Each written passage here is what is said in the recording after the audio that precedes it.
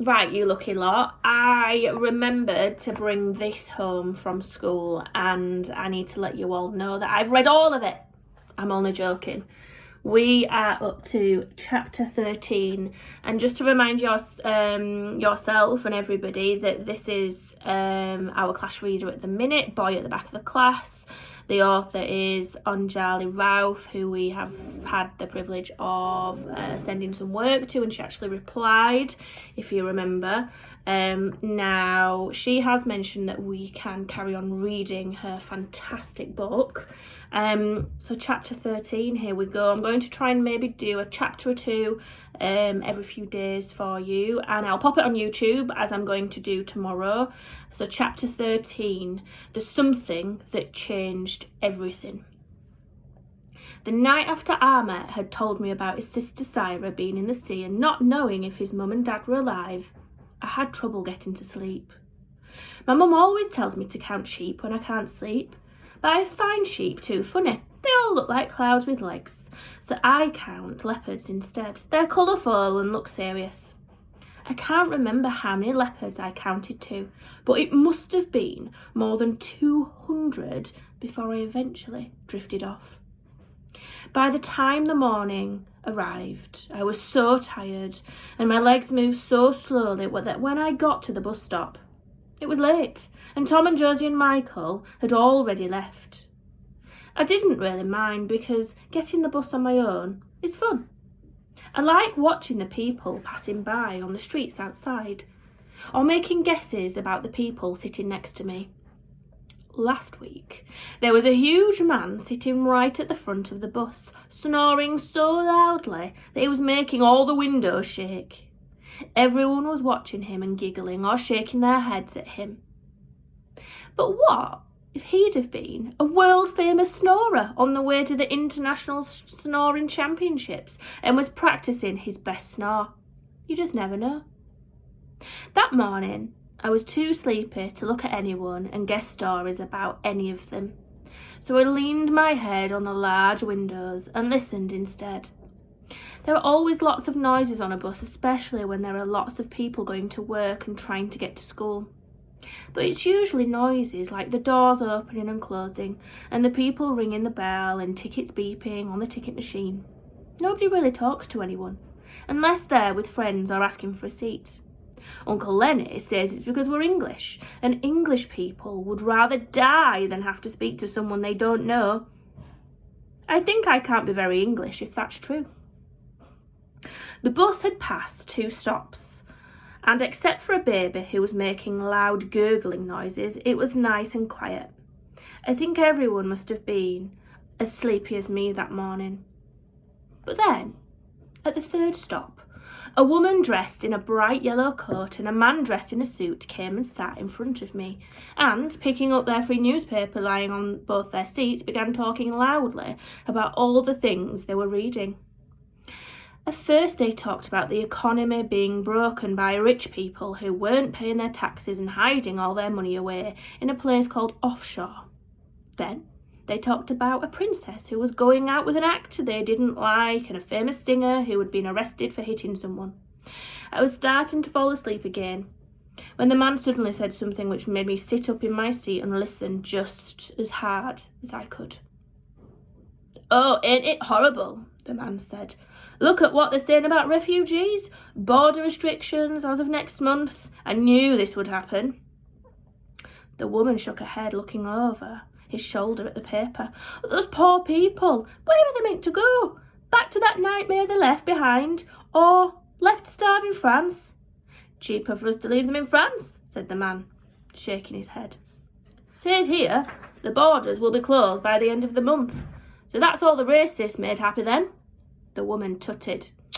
"Rescuing kids out of the sea one minute and then telling them they can't be helped the next. Some of them might have family here, poor things. That should count for something, surely." The man read the newspaper for a few more seconds and then said, "Well, apparently not.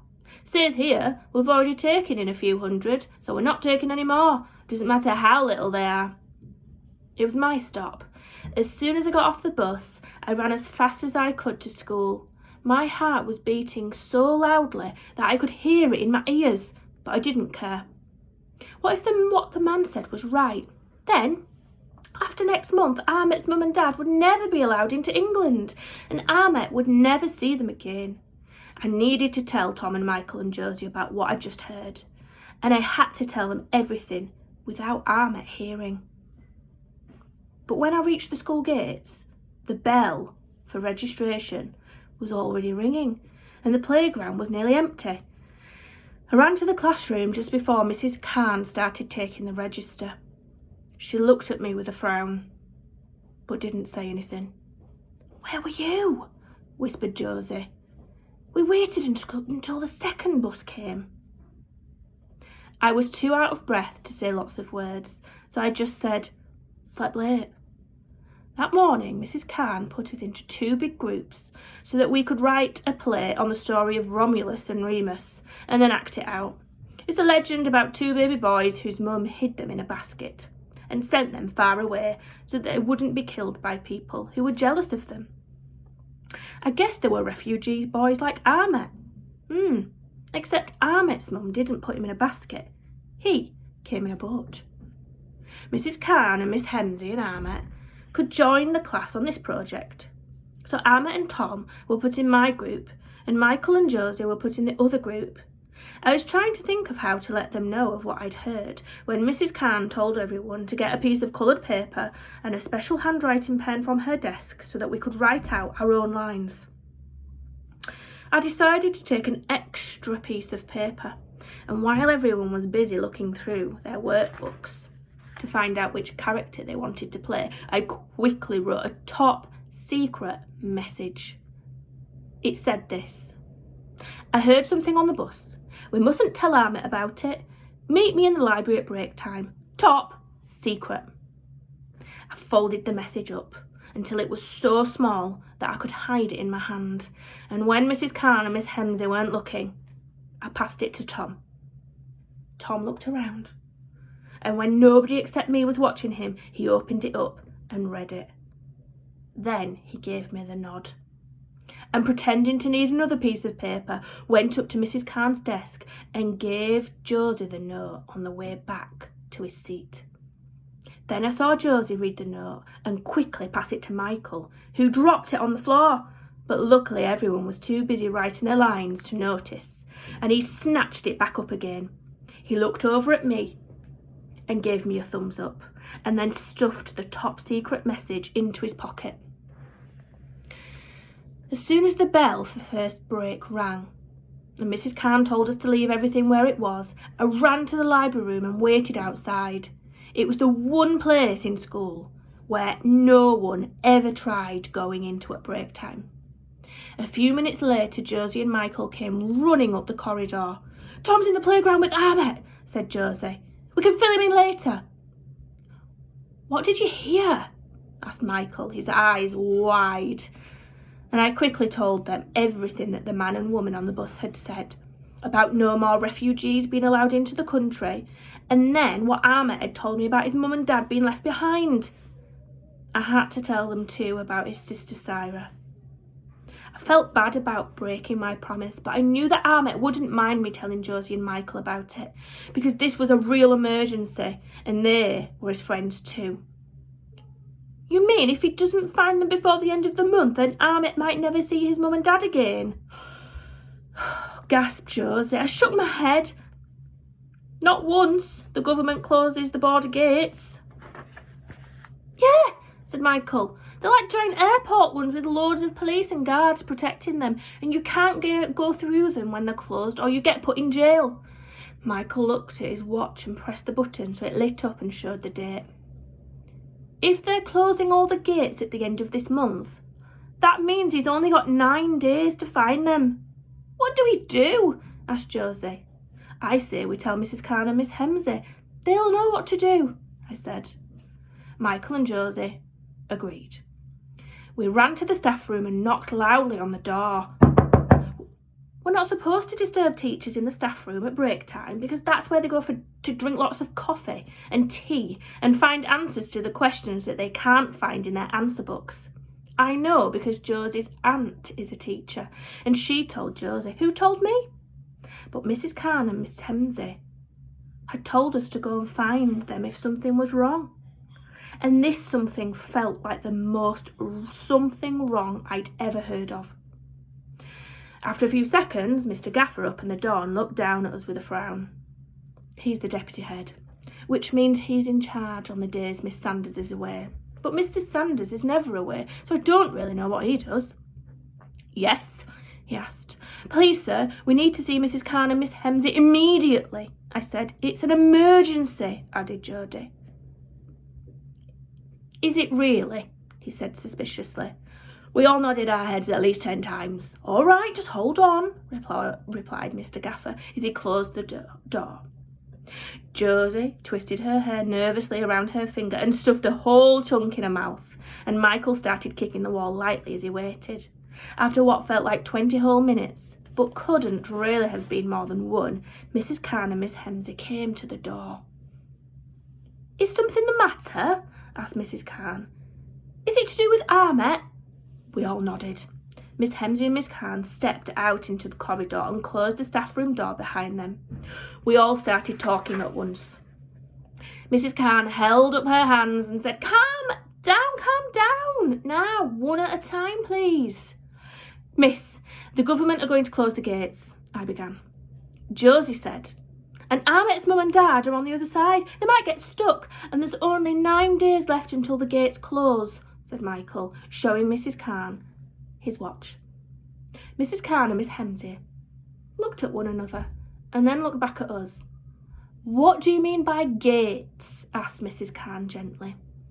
You know, the gates at the end of the borders, right at the edge, said Michael. The ones where all the police with the big guns are. The refugees have to come through them to get into this country.